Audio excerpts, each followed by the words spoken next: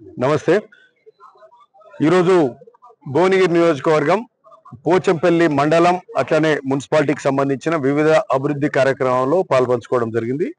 సరే, మాకు ముఖ్యమంత్రి రేవంత్ రెడ్డి గారు ఏదైతే భువనగిరి నియోజకవర్గానికి 56 కోట్ల రూపాయలు మరి గ్రామాలకు సంబంధించిన 6 మున్సిపల్ వార్డులకు సంబంధించిన అభివృద్ధి పనుల మీద 56 కోట్లు ఇవ్వడం జరిగింది. సో గ్రామాలల్లో ఆ ఫౌండేషన్స్ వేస్తూ అట్లనే ఎస్సీ సబ్ ప్లాన్ కానీ, ఎస్సీ కానీ, ఎస్టీ కానీ ఇతరత్ర అన్ని అభివృద్ధి పనుల కింద వచ్చిన డబ్బులతోటి ఆ శాంక్షన్స్ మీద అంతటా పనులు చేసుకునే కార్యక్రమం చేస్తున్నాం.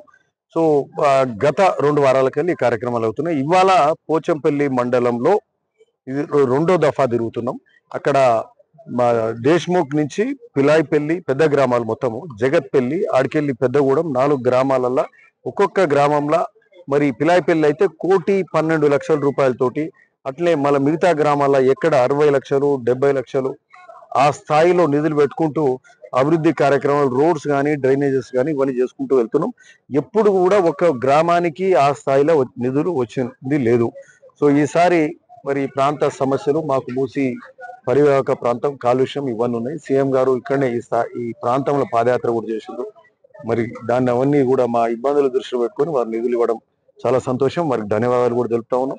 సో ఈ అభివృద్ధి కార్యక్రమాలు అంతకుముందు పోచంపల్లి మున్సిపాలిటీ అయినాయి, బొలిగొండ మండల్ అయింది, బీబీనగర్ మండల్, మరి భువనగిరి మండల్, భువనగిరి మున్సిపాలిటీలో ఇంకా 2 విడతలు తిరిగితే వచ్చే 20 రోజులల్లో 15 రోజులలో దాదాపు అంతటా ఈ అభివృద్ధి కార్యక్రమాలు అంతటా మొదలవుతాయి. సో ఇదొక్కటి, అది మంచిగా జరుగుతుంది. గ్రామాలలో తిరుగుతూ అట్లా ఇతర సమస్యలు తెలుసుకుంటూ, ఓ కరెంటు కానీ, మంచినీళ్ళు కానీ, ఇట్లాంటి అన్ని సమస్యలు వాళ్ళతో మాట్లాడుతూ వెళ్తూ ఆ ఊర్ల పంట తిరుగుతూ మరి ప్రజలతో కలిసి మమేకం అవుతూ వాళ్ళ సమస్యలు తెలుసుకుంటూ ముందుకు పోతున్నాం. సో అట్లే ఇవన్నీ కూడా చెప్తా ఉన్నాం. సన్నబియ్యం ఇచ్చే కార్యక్రమం కాంగ్రెస్ ప్రభుత్వం, ముఖ్యమంత్రి రేవంత్ రెడ్డి గారు, ఉత్తమ్ కుమార్ గారు, సివిల్ సప్లైస్ మంత్రి గారు మరి ఈ యొక్క సన్నబియ్యం ఇచ్చే కార్యక్రమం మొదలుపెట్టారు. దేశంలో ఎవరు ఇవ్వాలి, అది మనం ఇస్తున్నాం. తెలంగాణ రాష్ట్రం ఇస్తుంది, అది గొప్పగా పోతుంది.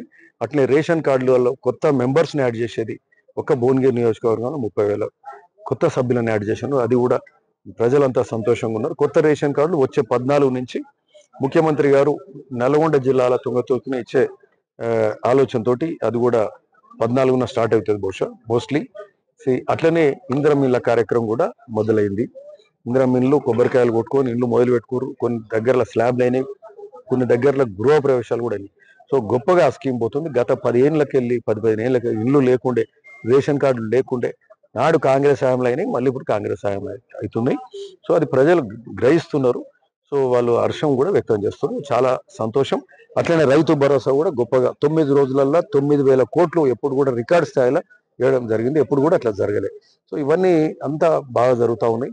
అట్లనే ఈరోజు ఇక 2వ గొప్ప విషయం ఏంటంటే వన మహోత్సవం కార్యక్రమం కూడా ఈరోజు భువనగిరి నియోజకవర్గానికి సంబంధించి పోచంపల్లిలోనే మొదలు పెట్టడం జరిగింది. స్కూల్ పిల్లలు, మేము అందరం కూడా కలిసి వందలాది మందిని మరి ఈ పోచంపల్లి టౌన్లో మరి మొక్కలు నాటే కార్యక్రమం చేసినాం. మేమందరం కూడా ప్రతిజ్ఞ కూడా పోనినాం. ఇంటింటికి 2 చెట్లు, పెద్ద చెట్లు అంటే చిన్న చిన్న చెట్లు కాకుండా సరే పూల చెట్లు, పండ్ల చెట్లు కూడా పెట్టవచ్చు. కానీ వృక్షాలు లాంటివి పెడితే వాతావరణం మీద ఒక అనుకూలమైన ఎఫెక్ట్ కూడా ఉంటుంది. అట్లాంటి వృక్షాలు పెడితే వాతావరణాన్ని కూడా మనకు అనుకూలిస్తుంది. ఇప్పుడు చూస్తే వానలు లేవు, మన గత 15 రోజులకెళ్ళి వానలు లేవు.